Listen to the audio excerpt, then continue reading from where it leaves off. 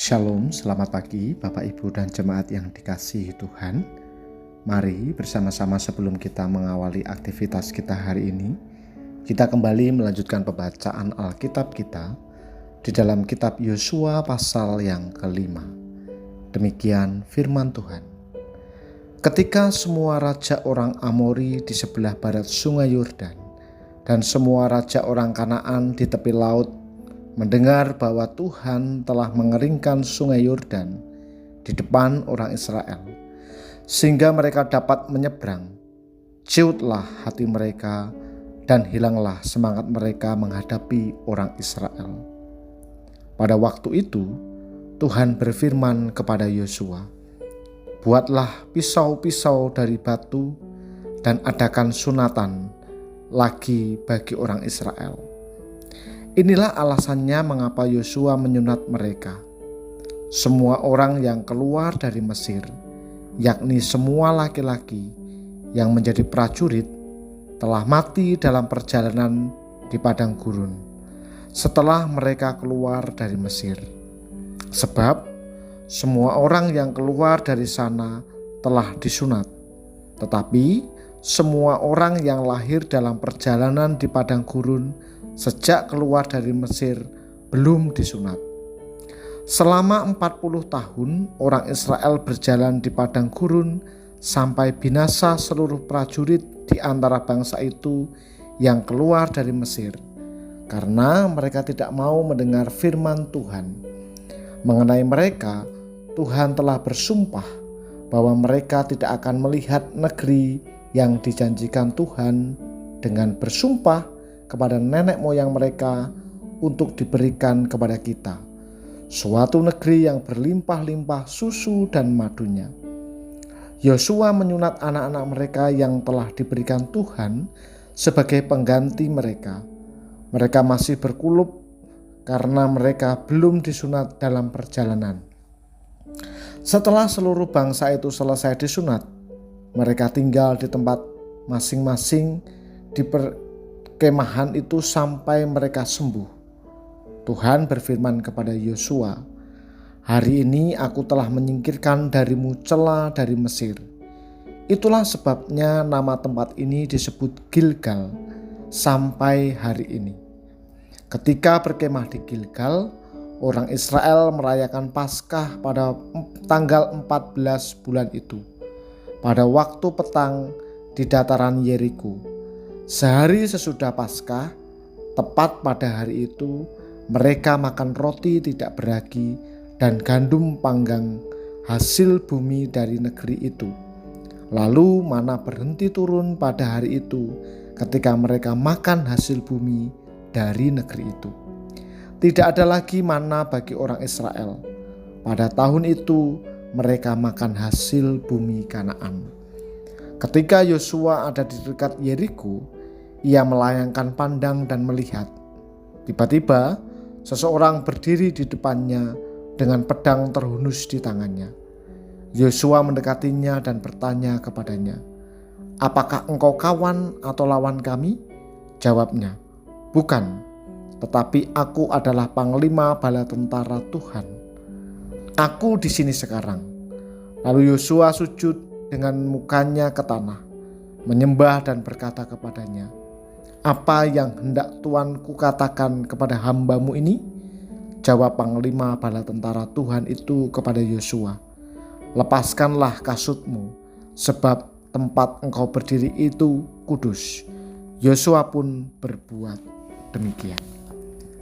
Bapak, Ibu, dan jemaat yang terkasih di dalam nama Tuhan, dalam konteks perang perebutan tanah Kanaan, sangat tidak masuk akal untuk melakukan sunat kepada prajurit laki-laki Israel.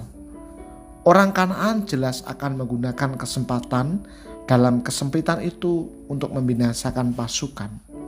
Namun ayat 1 menjelaskan bahwa semua raja orang Amori sudah tawar hati dan hilang semangat mendengar kehebatan Tuhan orang Israel. Mengapa umat Israel perlu disunat?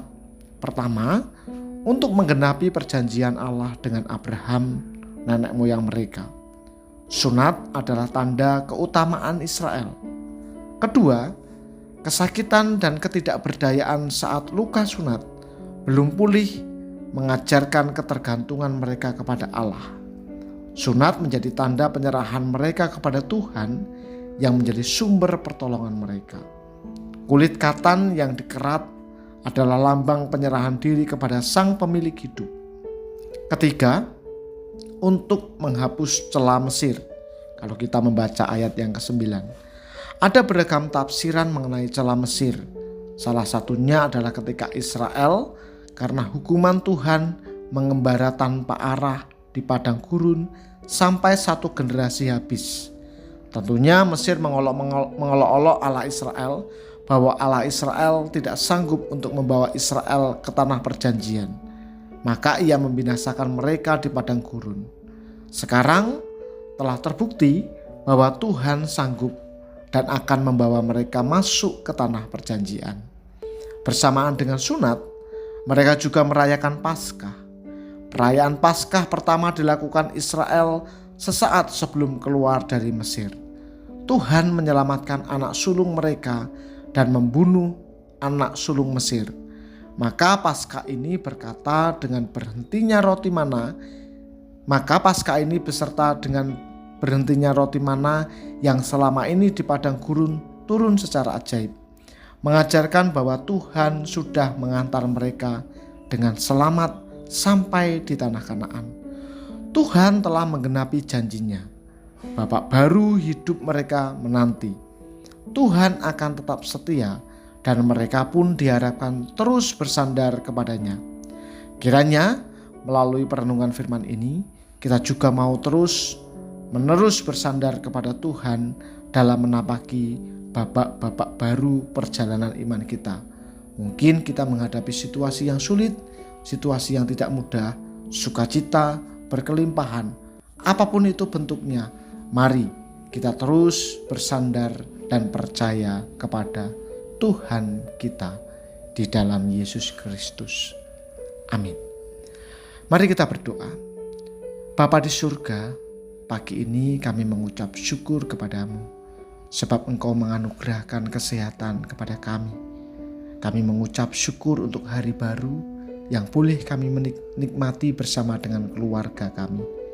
Kami mengucap syukur untuk kesehatan, berkat pemeliharaan, dan sukacita serta damai sejahtera.